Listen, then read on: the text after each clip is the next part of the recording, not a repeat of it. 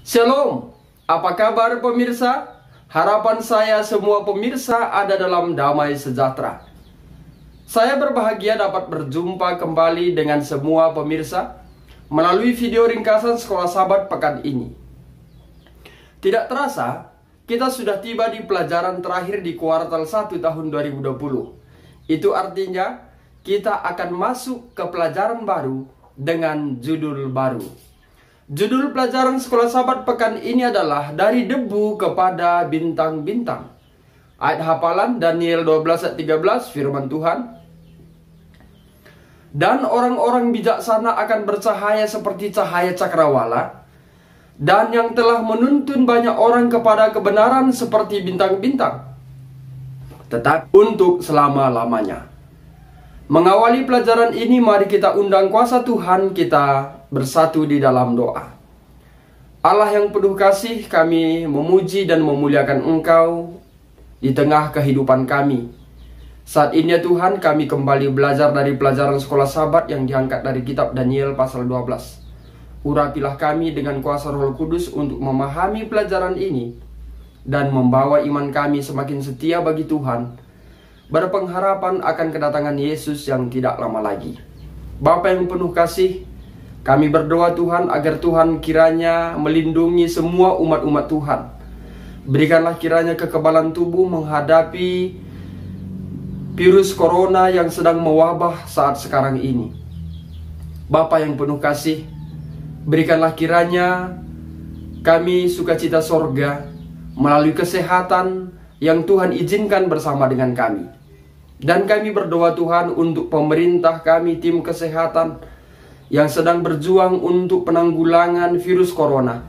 Biarlah kiranya Tuhan campur tangan sehingga ada solusi dan kami bersukacita dapat kembali beribadah kepada Tuhan seperti biasanya. Bapa di sorga, kami memohon biarlah kiranya Tuhan juga memberikan penghiburan bagi semua yang telah dinyatakan meninggal oleh karena virus corona.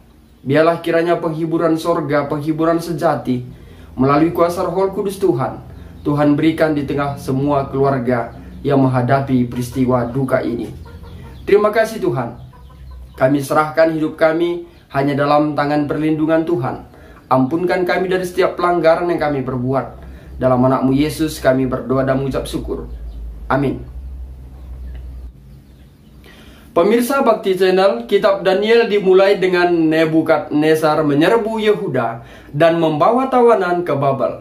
Kitab Daniel diakhiri dengan Mikael berdiri untuk membebaskan umat Allah dari Babel akhir zaman ini. Pemirsa, demikian juga Daniel dan teman-temannya tetap setia kepada Allah.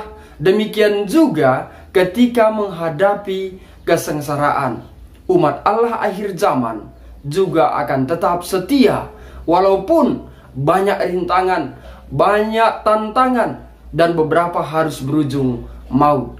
Tetapi mereka akan dibangkitkan untuk kekekalan.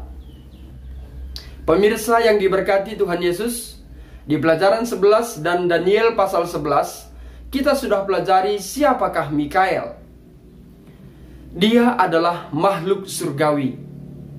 Dia juga wakil surgawi bagi umat Allah. Dan Mikael juga muncul sebagai umat manusia. Mikael juga muncul sebagai panglima bala tentara. Dia juga seorang yang diurapi. Dan Mikael juga adalah seorang raja. Pemirsa yang diberkati oleh Tuhan Yesus, nama Mikael memiliki arti siapa yang seperti Tuhan. Jadi Mikael adalah Yesus Kristus. Selain itu kita juga perlu mengetahui bahwa ada dua aspek penting dari karya Mikael yang tercatat dalam Daniel 12 ayat yang pertama. Kata kerja muncul menggambarkan membangkitkan raja untuk menaklukkan dan pemerintah. Dan yang kedua, kata muncul juga menunjuk ke pengaturan penilaian. Mikael muncul untuk bertindak sebagai pembela di pengadilan surgawi. Pemirsa Bakti Channel, waktu intervensi Mikael juga digambarkan sebagai kesesakan yang belum pernah terjadi sebelumnya. Tentu ini sesuai dengan waktu ketika Roh Allah akan ditarik dari manusia yang memberontak. Kemudian 7 malapetaka terakhir sebagai ungkapan murka Allah atas bangsa-bangsa akan dicurahkan ke Babel akhir zaman. Lengkapnya bisa buka Alkitab dan baca di Wahyu 16 dan Wahyu 18 ayat 20 sampai ayat 24. Namun di video ini kita tidak membahas tentang Wahyu 16, tetapi boleh kita belajar kembali di rumah kita masing-masing. Mungkin pemirsa bertanya, bagaimana dengan umat Allah? Apakah mereka juga menjalani kesukaran itu seperti manusia pemberontak? Saudaraku, umat Allah akan diselamatkan selama masa yang mengerikan ini. Karena dalam pengadilan investigasi yang dilakukan di pengadilan surgawi, mereka telah dibenarkan oleh Yesus, Imam Besar Surgawi, dan nama-nama mereka telah ditulis dalam kitab sehubungan dengan kitab surgawi. Pemirsa perlu mengetahui bahwa Alkitab menyebutkan 2 jenis kitab surgawi. Yang pertama adalah kitab kehidupan, di mana kitab kehidupan ini yang berisi nama-nama yang menjadi milik Tuhan. Untuk lebih lengkapnya, kita juga bisa buka Alkitab dan baca ayat-ayat berikut ini yang kami tampilkan di layar video ini. Dan yang kedua, kitab catatan perbuatan manusia. Untuk lebih lengkap, baca ayat-ayat yang kami tampilkan di layar video. Pemirsa, timbul pertanyaan, bagaimana bisa nama kita tercatat di buku surgawi? Nama kita akan tercatat dalam buku surgawi pada saat kita menyerahkan hidup kita kepada Kristus, dan perbuatan buruk kita akan dihapus dalam penghakiman. Pemirsa Bakti Channel yang saya hormati, kembali timbul pertanyaan. Pertanyaannya adalah, bagaimana dengan manusia yang sudah meninggal? Apakah mereka akan tetap di liang lahat? Apakah mereka tidak dibangkitkan? Sebagaimana firman Tuhan Daniel 12 ayat 2-3, firman Tuhan demikian. Dan banyak dari antara orang-orang yang telah tidur di dalam debu tanah akan bangun, sebagian untuk mendapat hidup yang kekal, sebagian untuk mengalami kehinaan dan kengerian yang kekal. Dan orang-orang bijaksana akan bercahaya seperti cahaya cakrawala, dan yang telah menuntun banyak orang kepada kebenaran seperti bintang-bintang, tetap untuk selama-lamanya. Pemirsa yang diberkati oleh Tuhan Yesus, ayat ini memberikan referensi paling eksplisit dalam perjanjian lama tentang kebangkitan yang akan datang. Yang pertama, bahwa metafora tidur dalam ayat yang kita sudah baca tadi merujuk kepada tidak ada jiwa yang akan menghuni manusia. Manusia adalah kesatuan tubuh, pikiran, dan roh yang tidak terpisahkan.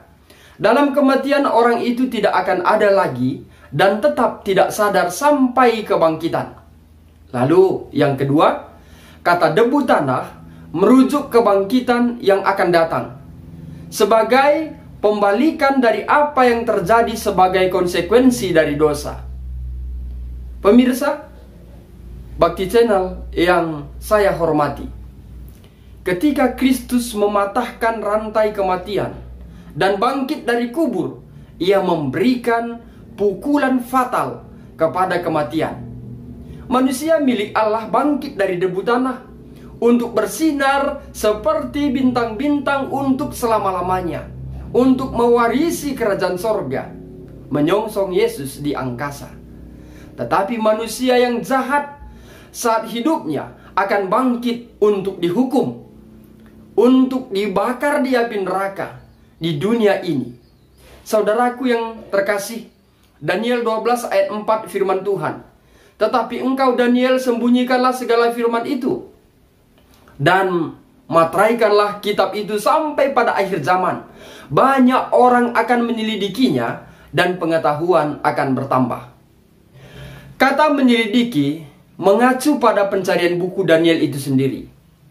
Berbagai tempat banyak orang-orang mempelajarinya tapi masih jauh dari kejelasan. Sejak reformasi Protestan dan seterusnya, semakin banyak orang mempelajari kitab Daniel. Namun, pada akhir zaman, buku itu dibuka dan isinya lebih terungkap.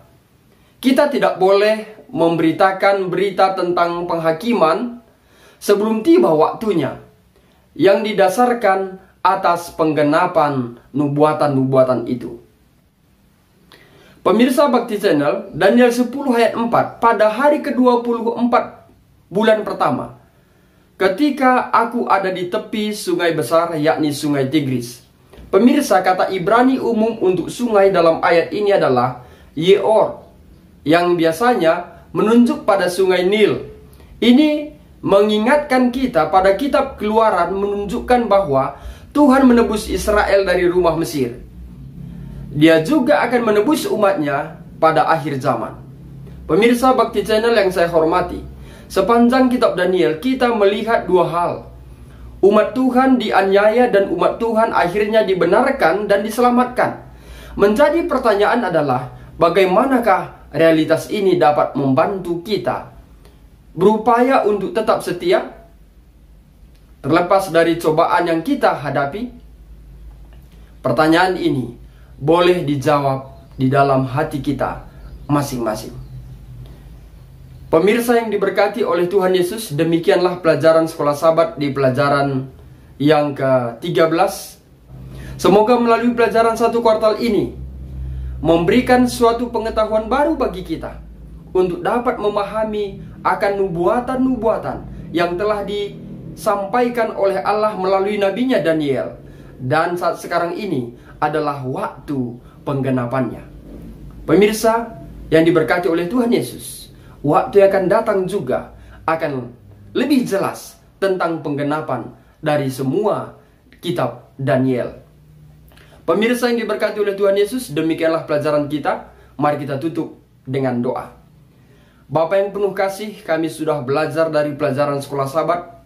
Biarlah kiranya melalui pelajaran yang terakhir ini, kami pun semakin diingatkan bahwa semua umat-umat Tuhan yang mati di dalam Yesus Kristus, yang masa hidupnya menyerahkan diri kepada Yesus dan Yesus sebagai juru selamatnya, dan kami adalah milik kepunyaan Yesus, maka pada saat kedatanganmu yang kali kedua, kami akan dibangkitkan dan mewarisi kerajaan sorga. Bapa yang di sorga, terima kasih suatu pekabaran yang indah untuk kami renungkan melalui pelajaran ini, supaya kami Tuhan dapat berlaku baik di sepanjang perjalanan hidup kami. Tentunya berlaku baik sesuai dengan standar firman Tuhan, yaitu Alkitab yang kami percayai.